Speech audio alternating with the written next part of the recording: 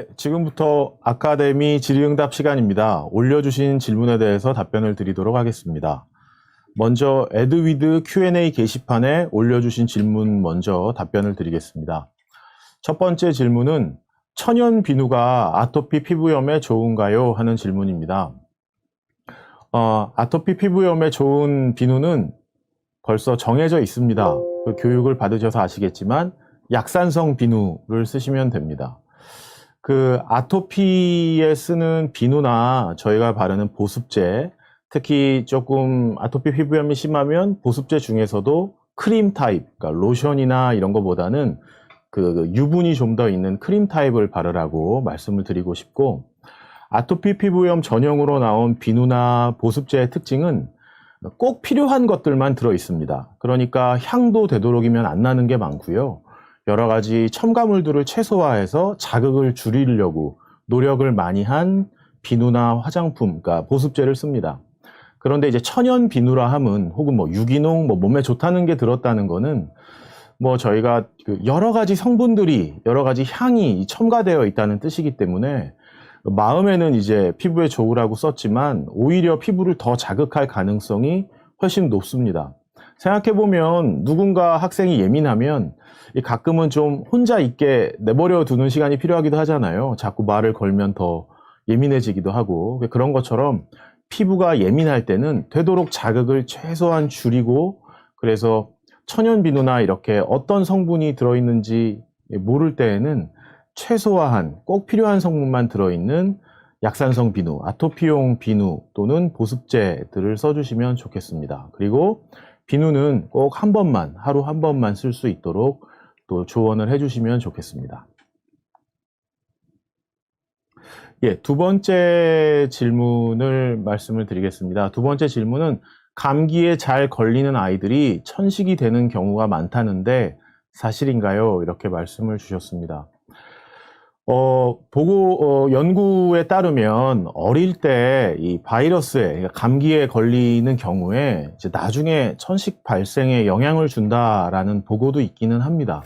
그런데 그걸 가지고 감기에 잘 걸리면 천식이 생겨, 이제 이렇게 말하기는 조금 다른 얘기 같죠. 근데 오히려 이럴 때 선생님들께서 신경을 써야 될 거는 감기에 잘 걸리는 애들이 벌써 비염이나 천식을 가지고 있을 확률이 높다라고 한번 생각해 보시면 좋겠습니다. 그러니까 저희가 보통 감기라고 많이 말을 하지만 유난히 얘가 이제 그게 반복된다면 오히려 만성적으로 염증이 지속되는 비염이나 천식, 혹은 벌써 이제 비염 때문에 여러 가지 축농증이나 또 어린애들은 중이염도 잘 오고요. 이제 그런 것들은 비염이 숨어 있어서 벌써 합병증으로 반복되는 경우들이 많습니다. 그럴 때에는 비염을 잘 치료해주면 중이염도 좋아지고, 또 천식을 잘 관리해주면 평소에 감기가 떨어지지 않네, 항상 달고 다니네, 이렇게 얘기했던 것들이 많이 해결될 수도 있겠습니다. 그래서 아이가 감기에 잘 걸린다 할 때는 오늘 배우신 것처럼 비염의 주증상이 나타나진 않는지, 또 얘가 그 감기 기운이 있을 때 특히 밤에 좀 숨이 좀 답답하고 학부모한테 물으면 좀 가랑가랑하는 숨소리가 들리진 않는지, 그런 거를 확인하시면 오히려 그 감기라고 생각한 게 비염이나 천식일 수도 있겠습니다. 지금 질문을 몇 가지 받고 있는데 혹시 유튜브에 댓글에 미처 못 올리신 질문들 주시면 또 말씀을 드리겠습니다. 다음 질문은 달걀 알레르기가 있는 아이는 예방 접종을 아예 못 하나요? 이렇게 말씀을 주셨습니다. 예방 접종도 종류가 있어서 저희가 여행 갈 때 가끔씩 맞는 예방 접종도 있고, 하지만 일반적으로 이제 저희가 맞는 거는 독감 예방 주사를 말씀하시는 것 같아요. 그래서 독감 예방 주사는 달걀 성분이 없이 만들어진 예방 접종 주사도 나오고 있고, 독감 예방 주사 같은 경우에 달걀 성분이 있더라도 워낙 미량이기 때문에 별로 상관이 없다고는 돼 있습니다. 기타 이제 다른 예방 접종들도 달걀 성분이 조금씩 다르기는 하지만 아주 많이 들어있는 건 아니라서 비교적 접종하고 좀 관찰하면 괜찮지 않겠나, 이렇게 말씀을 드리고 있습니다. 하지만 중요한 건 본인이 당연히 판단하시는 건 아니고 독감 예방 주사 같은 건 뭐 안전하게 맞을 수 있다라고 생각하시되 의사한테 항상 달걀 알레르기가 있었다라고 먼저 말씀하시는 거는 추천을 드리겠습니다. 네, 다음 질문은 천식 치료를 받는 중인데 증상이 나아지고 있다는 것을 어떻게 알 수 있나요? 천식 치료를 받는 중에 증상이 나아지는 건 환자 본인만 알 수 있죠. 그래서 의사 선생님들도 사실 진료를 보면 이제 묻게 돼 있습니다. 이제 선생님들도 관찰을 뭐 하시게 되겠는데 대개 이제 천식의 주증상 그러면은 이제 숨이 차다. 혹은 이제 그럴 때 가랑가랑 숨소리가 난다. 그 다음에 뭐 가슴이 이제 숨이 차다가 아니라 뭐 답답하다라고 느낄 수도 있고 또는 이제 기침을 많이 하기도 하고 이제 이런 증상들이 주로 오는데 그런 증상들이 항상 있는 게 아니라 주로 이제 밤에 환절기에 감기에 걸렸을 때 아이가 좀 이제 피곤하거나 무리했다 싶을 때 이제 가끔씩 나타나는 게 천식입니다. 우리가 콧물 좀 흘린다고 병은 아니죠. 뭐 가끔 콧물이야 흘릴 수 있는 거지만 가끔이라도 숨이 답답하거나 차다고 하면 특히 그때 가랑가랑한 소리가 들리면 반드시 천식을 의심해야 됩니다. 천식 증상은 워낙 가끔 나타나기 때문에 치료를 좀 받으신다 그러시면 뭐 금방 좀 이제 안 나타나네 하고 이제 증상이 없네 라고 이제 느낄 수 있지만 그 증상이 좋아지더라도 말씀드린 것처럼 폐 기능이 저하되어 있거나 또는 염증이 잔뜩 있을 수 있기 때문에 그 폐 기능이 떨어진 거를 다시 회복시켜주고 염증을 완전히 없애는 데는 시간이 더 많이 소요가 될 수 있습니다. 보통 우리가 천식 흡입기를 한번 시작하면 적어도 한 3개월에서 6개월은 일단 유지를 하고 뭐 어떻게 지속을 할지 뭐 좀씩 줄여나갈지는 이제 의사가 판단을 하게 됩니다. 그래서 증상은 비교적 금방 좋아지는 편이지만 좋아지더라도 꾸준히 약을 좀 써주셨으면 좋겠다라고 말씀을 드립니다. 네, 다음 질문을 보겠습니다. 다음 질문은 알레르기 비염 때문에 코에 뿌리는 약을 쓰고 있는데 계속 사용해도 괜찮을까요? 라고 이제 나왔습니다. 그래서 보시면 코에 뿌리는 약은 종류가 여러 가지가 있거든요. 그래서 뭐 이렇게 생긴 약들, 특히 의사들이 처방해서 알레르기 비염 환자한테 쓰는 약들은 꾸준히 쓰시는 게 오히려 필요할 수 있습니다. 다만 약국에서 파는 약들, 뭐 오트리빈이나 이렇게 코를 빵 뚫어준다고 하는 약들은 좀 오래 쓰시면 안 되는 약들도 있기 때문에 약국에서 사는 약은 제외하고 저희가 의사 처방을 받아서 이제 쓰는 코에 뿌리는 약들은 꾸준히 써주는 게 꼭 필요합니다. 꾸준히 써야 효과가 나기 시작하고 보통 한 번 쓰면 보통 한 3개월 정도는 쓰게 되고 길게 사용하는 분들은 뭐 몇 년씩 사용할 수도 있기 때문에 저희가 뭐 수년간 쓰는 것도 크게 지장은 없다라고 말을 하고 있습니다.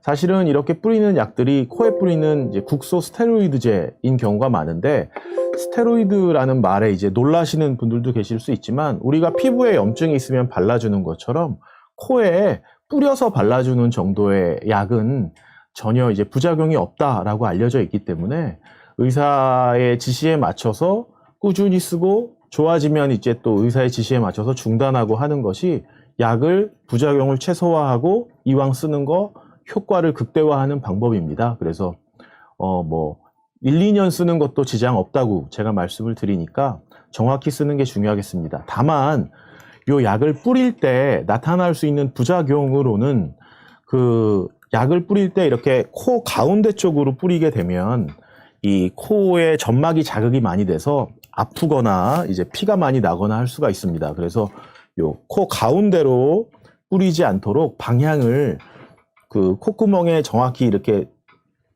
코 벽 쪽으로 들어가지 않도록 정확히 들어갈 수 있도록 겨냥을 해주시는 게 중요하고 그리고 뿌리다 보면 가끔씩은 이제 염증이 가라앉고 하면서 이제 코피가 콸콸 나는 게 아니라 휴지에 이제 묻어나는 정도로 조금 나올 수는 있거든요. 그럴 경우에는 사용을 좀 중단을 충분히 하셨다가 다시 한번 이제 시도를 해보시면 되겠습니다. 그래서 알레르기 비염으로 의사 처방을 받아서 뿌리는 약은 꾸준히 사용해도 큰 문제가 없다. 효과적으로 사용하려면 꾸준히 써야 된다라고 정리를 하겠습니다.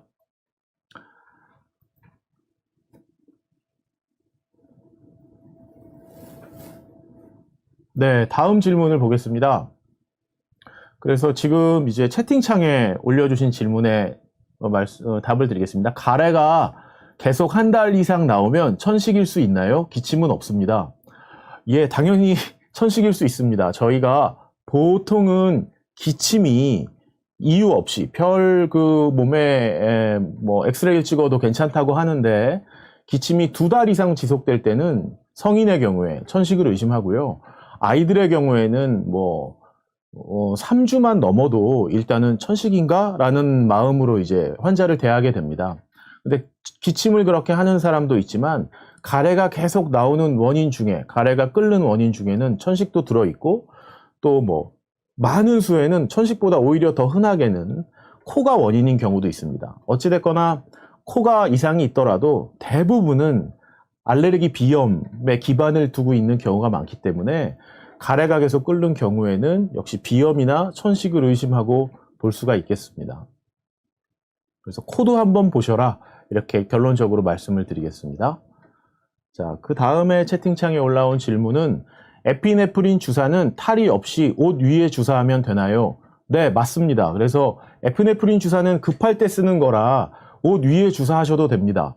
다만 그 겉옷은 좀 치우고 주사를 하셔야겠죠. 그래서 팀장님께서 워낙 말씀을 잘 해주셨지만 요 플라스틱 커버 채로 항상 가지고 다니시고 그 주사를 놓으실 때는 이 아나필락시스 상황에서는 갑자기 쓰러지거나 하는 경우도 있기 때문에 몸을 기대거나 안전한 자세에서 주사를 하시되 옷은 정확한 위치만 찾으시고 바지 같은 거는 굳이 벗을 필요는 없겠습니다. 다만 치울 수 있다면 치워서 옷을 가장 얇게 만들어서 주사하는 게 당연히 바람직하겠습니다.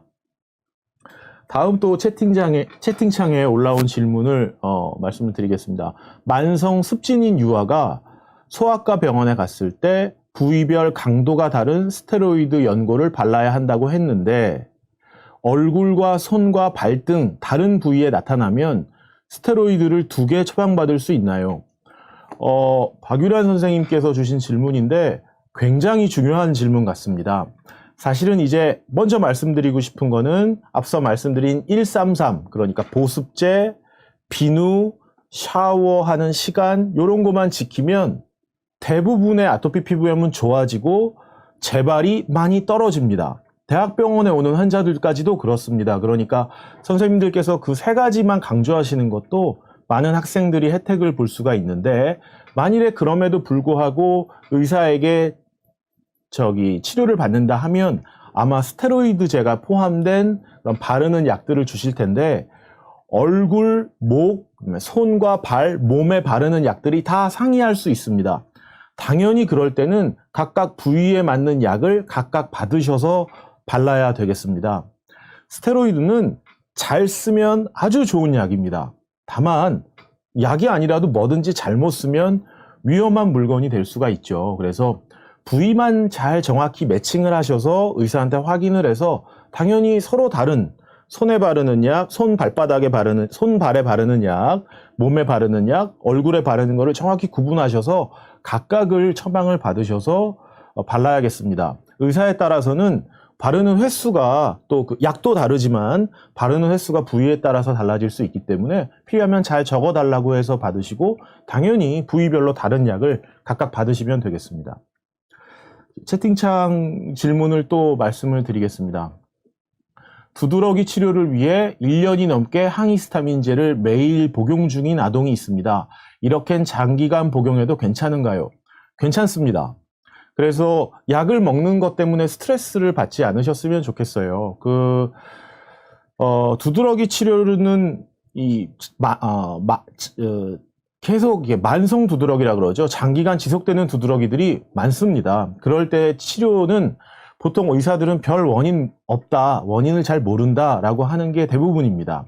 그럴 때 치료 원칙은 두드러기를 완전히 안 나타나게 하는 게 치료입니다. 그래서 이 피부에 두드러기가 안 나타나 버릇해야 장기적으로 봤을 때 좋아지게 되거든요.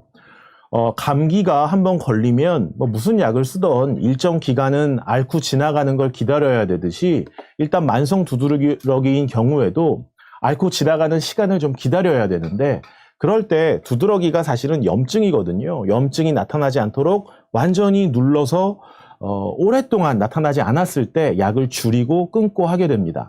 다만 그럴 때 쓰는 항히스타민제는 매우 안전합니다. 하지만 특히 학생들인 경우에 공부도 해야 되고 할 때 졸리거나 또 좀 멍해지거나 하는 약을 쓰면 손해가 크겠죠. 그럴 때는 문제가 될 수가 있으니까 그 아이한테 맞게 항히스타민제는 종류가 굉장히 많습니다. 그래서 그 아이가 편해하고 졸려하지 않는 약을 아이에 맞게 맞춰서 의사가 잘 맞춰준다면 두드러기를 잘 관리해서 길게 봤을 때 없애는 게 중요한 거지 약은 걱정하지 않으셔도 됩니다. 그래서 믿을 만한 의사한테 약을 잘 조절을 받으셔라. 그리고 항히스타민제만 먹는 경우에는 당연히 길게 드셔도 상관없습니다. 예, 다음 질문은 기관지염에서 천식으로 넘어가는 경우도 있나요? 라고 말씀을 주셨습니다. 특히 어린 아이들 같은 경우에 기관지염이 천식으로 넘어간다라는 말을 많이 합니다. 아주 어렸을 때, 아기가 1살, 2살일 때 걸리는 기관지염은, 나이가 들면서 오히려 좋아지는 경우가 많은데, 아이가 벌써 한 3, 4살, 4, 5살만 돼도, 그때 이제 진단받는 기관지염은, 이게 성인이 되면서 조금 천식으로 이어질 확률이 조금 높다고는 합니다. 1, 2살 어린이와 4, 5세의 아이를 비교했을 때 그렇다는 말씀입니다. 그래서 확률은 좀 그렇지만, 그래서 말씀 주신 것처럼 기관지염이 천식으로 이어지는 경우가 있습니다. 있다고 말씀을 드릴 수가 있겠습니다. 네, 또 채팅창에 올려주신 질문은